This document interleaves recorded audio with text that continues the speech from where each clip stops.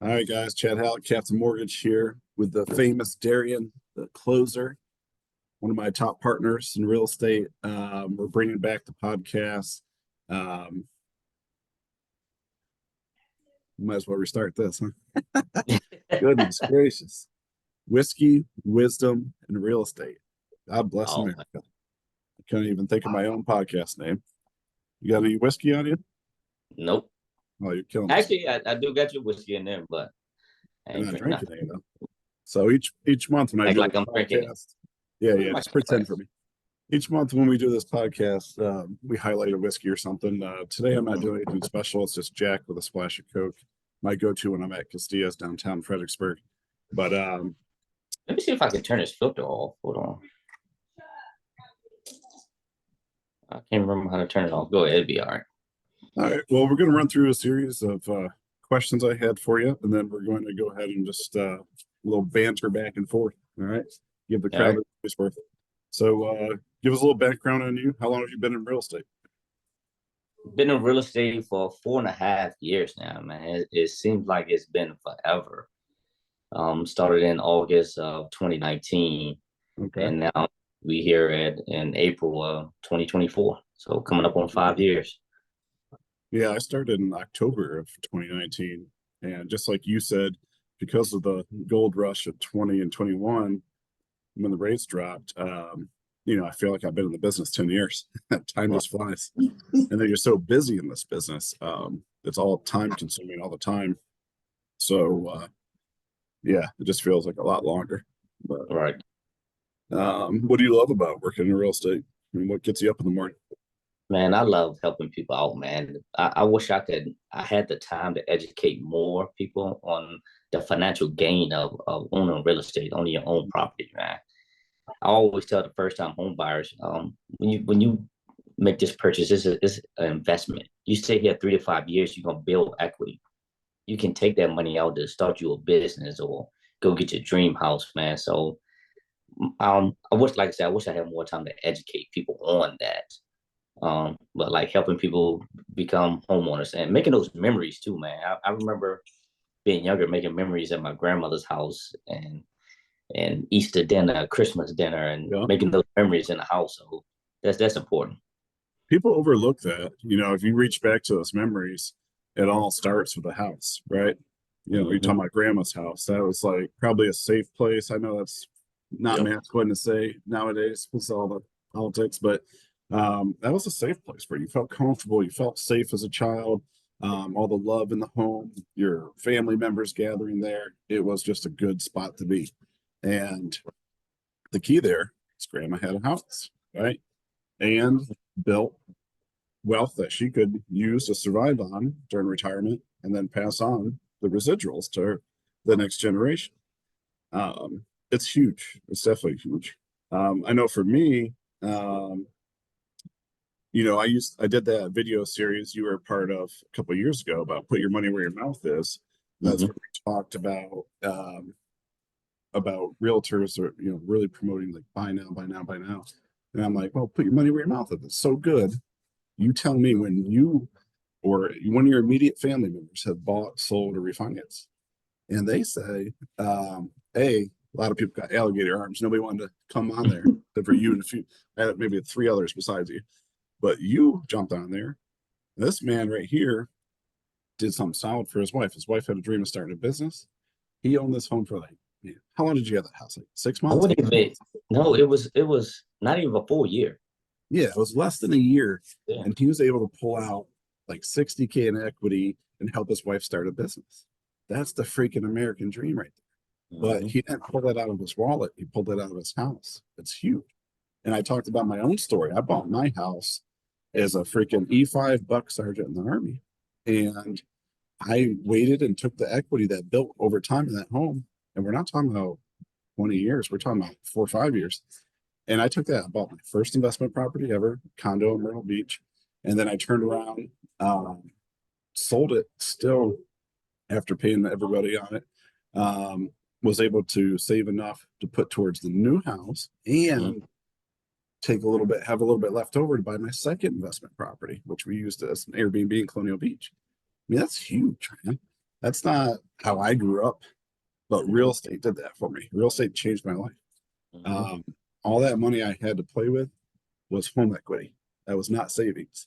My wife doesn't let me touch the savings. So Right, right. it's huge. Actually, let's rewind back a little bit. When I took out the money for my wife's thing, I took out some money, and I still, if I wanted to today, I still got like 200 grand in equity in my house.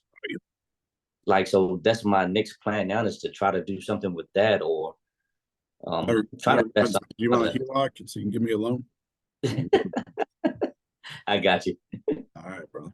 But in real talk, you and I discussed a joint business venture not too long ago about buying investment property, splitting the cost, paying cash for it Mhm. with a really huge ROI on the rental income compared to the cost. And we were going to pay ourselves back in 2 years. I mean, that's Exactly. freaking amazing.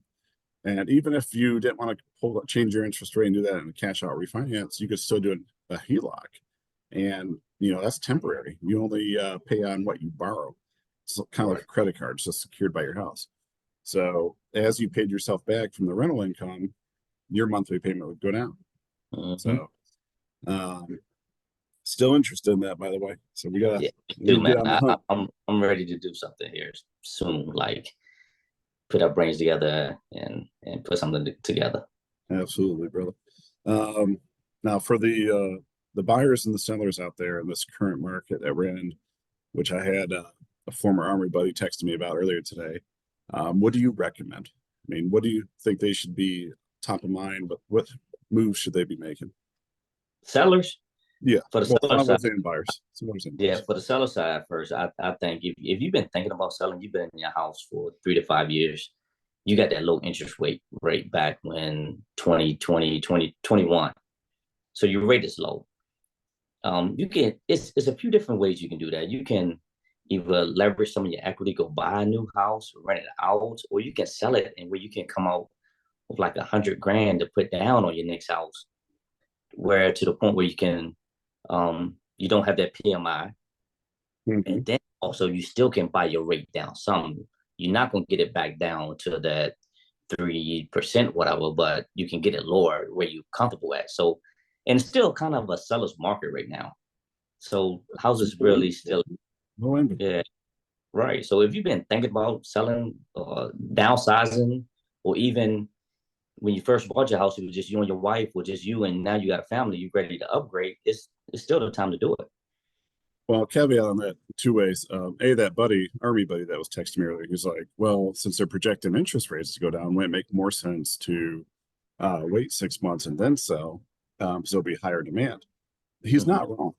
But what I told him is what I tell a lot of people when they go under contracts, when they're thinking about locking in their rate or floating, is really it's just educated gambling. It's kind of like day trading. You can educate Mm-hmm. yourself like crazy, but then something, bam, the government does something or the market just takes a turn and you just lost your butt. So Right. I don't recommend it. Because just like he's talking about selling that house and buying a house in Cali, um, he sells that house. Well, what's next? If he waits for those rates to drop, he might be selling it for an extra 60K, but in California, he's going to be buying, it's going to cost him another 100K to buy the next one. So there's not a real savings there. Um, my suggestion's always been, I think most realtors agree, is just don't try to time the market. Just do what's right for you when it's right. So, Right. And another thing to piggyback off of that, if he's waiting, look at how many other people is waiting as well. correct. So once it's dropped, the market is going to be flooded with buyers. Mhm. So why not sell or buy now and then refinance later if it does drop? You can't have it both ways. Right. What about the buyers out there? I mean, it's still low inventory. So I know some are struggling. Mostly are people in the 200, 300 range. Oh man, that I honestly feel sorry for the people that's in that 200, 300 range, the first time home buyers. It's almost, you got to have money now to buy. 200 ranges, you're really not finding anything. Mhm. It's hard. I got a list up here where I got four people that's in the 220 or less range that can't find nothing. Yeah. Even though they still may be pre-approved for 300, but they don't want to max out their budget. They still want to be able to live, so they want to maximize that, bring their budget down, their buying power down or something. Well, what I've been really selling people lately, and I used to always do this, because, uh, some young wet behind the ear people will come to you and say, "Oh, I want my max budget," or the agent will ask me, "What's their max budget?" I never push that. I push whatever they put in the app is what I give them, and then I have Hmm. a conversation during the consultation, that I'm not selling you an interest rate, I'm not selling you a sales price. I want to get you into a payment you're comfortable with. Just because you qualify for this kind of Right. loan doesn't mean you should. You know Hmm. your spending habits better than I do. Hmm. So a lot of people like that, even like you said, even if they do qualify for over three, when they see that monthly payment at current rates, whew, Hmm. what are you seeing about seller credits for closing costs? Seller credit and closing costs. Seller credit, instead of like say dropping the price down, use that seller credit to buy down your rate. That's But our going to sellers benefit giving you, credits. huh? Our sellers giving credits. Yeah, they are giving credits right now. It all depends on the house, highest price or whatever. Like if it's a nice house and it's priced at a good point, then you might not get no seller credit. If it's priced a little higher, then maybe they got a little leeway to give some seller credit there. Or So location, right? Let's, yeah. yeah, got to kind Um, of do your homework. Let me caveat on that real quick. You're talking about not asking to lower the price, but just asking for a seller credit instead, and how that can go further for buying down the rate. Well, you don't know yet because I haven't made it public yet, public announcement, but Movement has, um, a new program, and forgive me, I don't remember the name. It might be like Sell and Save or something like that, but it's a program we have for sellers and builders where, they can kind of get around the, what's the term? Basically, the max contribution, because on conventional loan they can only give 3%, Right. FHA 5%, et cetera. Right. So in order to get around it, we can do it up front as part of the listing. And so what we're doing now is we're having them contribute money. They're basically locking the rate for the future buyer with us. And then they can list the house and say, wow, everybody else is getting 6.5%.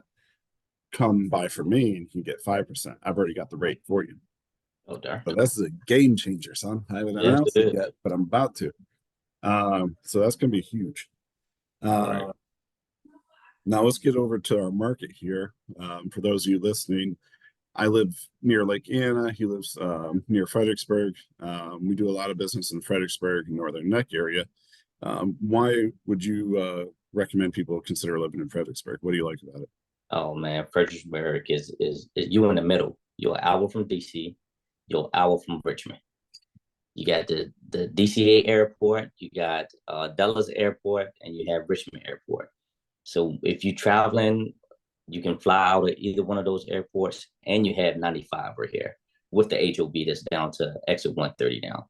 They're Mhm. building a new water park down in Thornburg. So everything is getting pushed down to Let's not talk Fredericksburg. about that. Everything is getting pushed down to Fredericksburg area now. And I believe Carolina's going to be next. I think Carolina prices is going to start going up soon because everything is getting pushed down that way. We already see it in King George. Oh yeah, King George costs just people as much as Fredericksburg. finally, yeah, people finally discovered they can go east of 95 instead of just west. Right. All they wanted was buy Stafford, Fredericksburg, Spotsy. Now they're realizing, oh snap, King George's got decent schools, it's got high speed cable, uh, high speed internet, whatever, good hospital, whole nine, and their dollar goes a little bit further. Right. Caroline, I love them tax rates, man. Yeah. Plus, it's good, but Caroline, that'll help Mhm. your payment. If you're worried about your payment, you might consider that.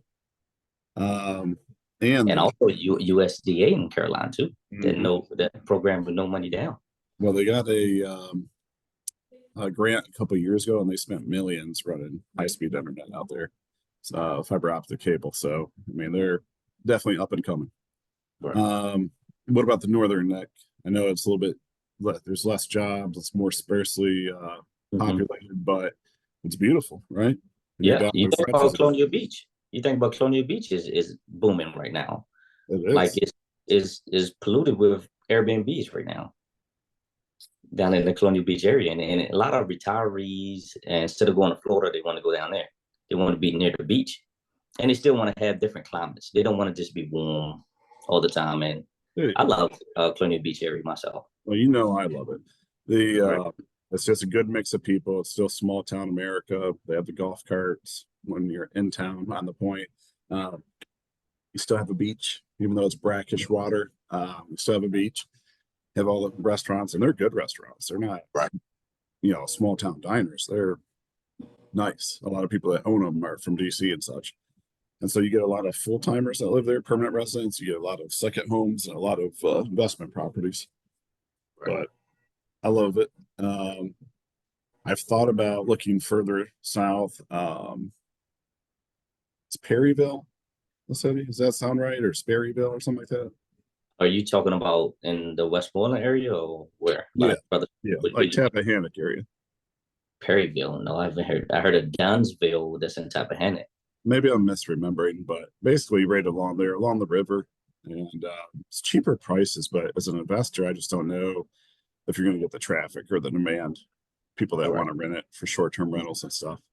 So, um, as an investor, you always have to consider that. But Right. now I did want to talk about the big dark cloud in the room, and that army buddy that's planning on selling and buying. He did ask me about that and how it's affecting business now. Is the NAR lawsuit? It's all over the mainstream media. There's a lot of misinformation being spread, a lot of BS, a lot of bullshit. Mm-hmm. Um, and so set it straight for us. How's this going That's to affect our buyers? What should sellers realistically expect? Do you think they're going to save money, or do you think they're foolish for thinking so? So let us know your thoughts. We, disclaimer here: he's not a lawyer. He's not part of the lawsuit. He's not going to make any decisive decisions for anyone. This is just his opinion. right. Like you said, man, for real, it's a bunch of BS because it's basically how it always been anyway. When you go to a listed appointment, the percentage is negotiable.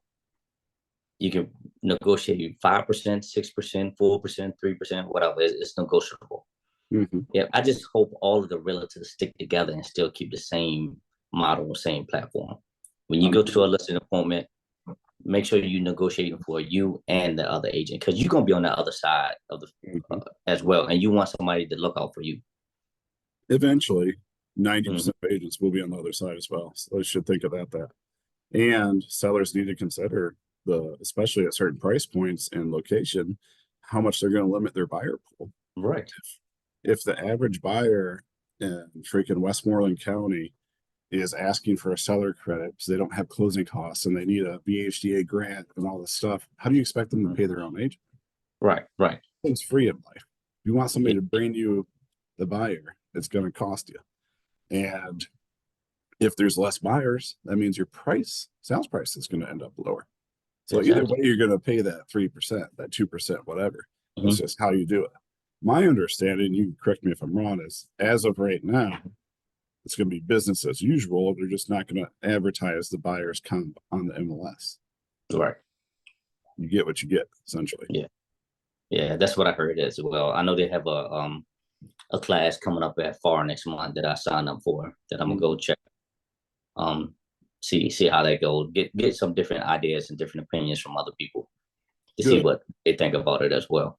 Just don't buy into the hysteria. I know you're I'm not. Yeah. Still buy into that nonsense, and people are clickbait and stuff on Facebook. But I think you are going to have some bonehead agents maybe that's going to be selfish and think about that if they're doing more listings. There's already been a couple in Northern Virginia. Yeah. And that was before they even settled. That was just last year when they first announced the lawsuit. I think it was like Christmas time. I heard one of my agents say that there's a listing up in like Alexandria that had 0 buyers comp. I wonder how long did that sell it. Yeah, exactly. Now, let me give you that scenario. Now, if I'm listing a house and I go to the listing appointment and I negotiate 3%, and that 3% is all for me, the buyer's agent getting nothing. When I put that house on the MLS, a lot of agents is not going to show that to their buyers. Because be like, I'm not getting paid. What am I going to do that for? And then if the buyer just goes straight to the listing agent, who back you think the listing agent is going to have more? They're going to be more in favor of their seller versus their buyer. And I'm pretty sure when they negotiate their listing, if they put that in there, they represent both sides, they're going to make that commission a little more. Yep. And and as a buyer, I wouldn't even feel comfortable with having this amount of money, this investment that I'm about to purchase, one of the biggest investments you ever going to make. And he is more so on the side of the listing agent. I mean, the sellers. So I mean, I wouldn't feel comfortable if I was the buyer. I No, mean, I people hear you. double dip down anyway. So There's a I lot mean, of people that double dip. I would say more than I'm 50%. not gonna lie and say that I haven't. I have. But I think with you, at least, morally, you didn't feel off about it because the parties knew each other. You were It, essentially making sure all the legalities were taken care right. of. Whereas if you don't know, if the buyer and seller don't know each other, it's just purely impossible, even with the best of intentions, to negotiate on for both of them in the best way possible. They have Mm-hmm. both of their interests at heart, 100%. Um, but it is what it is. Let's Yeah. get off real estate for a minute and talk motorcycle racing. Tell us about your Man, racing. man, I've been racing motorcycles for over 20 something years. I grew up riding dirt bikes and four wheelers and go karts since I was like in second or third grade. And my uncles and my dad and their friends always sent me to racetrack when I was young. So it's like second nature to me. So It's in your been doing blood. it for 20. Yeah, it's definitely my blood. I always say I'm gonna retire, but I wouldn't. I don't think I ever retire. I may well slow down a little bit. And actually, this year might be the year that I may slow down a little. Mhm. Spend more family time because I didn't made Spending more family time members. with me, right? Every time I try I to get on vacation or something, you're like, oh, I got to gotta race, race. I gotta race. right? Because I got to race every month, once a month, and I'm gone from Thursday to Sunday, and everybody know when I'm at the racetrack, I'm locked and I'm zoned in. If Mhm. you call me, I might not have my phone on me, but I will call you back later. I But got you. And yeah, you, I always tease you and call you a big time race promoter, but you have your own race that you put on every year, right? Tell us about mm-hmm. that. Yep. Nanoo's Bike Fest we have at Custom Tees Drag Race every year. Mhm. This year is July 12th and 13th. Friday and a Saturday. Saturday is the main day when all of the events, the bands, a lot of the racing, stuff that we do for kids there. You We've been said doing this Friday for is more no, active or Saturday? no, Saturday is Gotcha. Saturday. Been doing this since 2012, so it's been Mhm. 14 years. I think Gotcha. I took off 1 year. We didn't do it 1 year, and the last 2 years, man, I've been getting hammered with Hopping. rain, with Yeah, rain. you did have a problem with rain. I know Right, specifically 2 years ago. 3 years ago, I think was the first time we came out, and um, I was surprised because I had no idea my son Junior had an interest in racing, period, but he was in love, man. We're sitting there tired, we're ready to go. And he's like locked on, he's in the bleachers, it's loud as hell. We didn't bring any air pro. And but he just like laser focused there and he was having the time of his life. So if anybody listening has kids, check this out. It's pretty cool. They got tons of vendors for food and face painting, all the stuff. So right. We even have a game truck for the kids that comes in the evening. I do remember that. Yeah. Yeah. Mm-hmm. Yeah, that was pretty cool. That was they had like outdoor games and then they had inside it was video games and stuff like Yep. that. They had the outdoor Connect Four basketball Hmm. game. Yeah, that was pretty good. You see a lot of adults over there playing that game. Yeah, Mm-hmm. not us two. We're super mature. But oh man. Well, I appreciate you showing up and doing this, brother. I've been wanting to do it for like a year. Just Mm-hmm.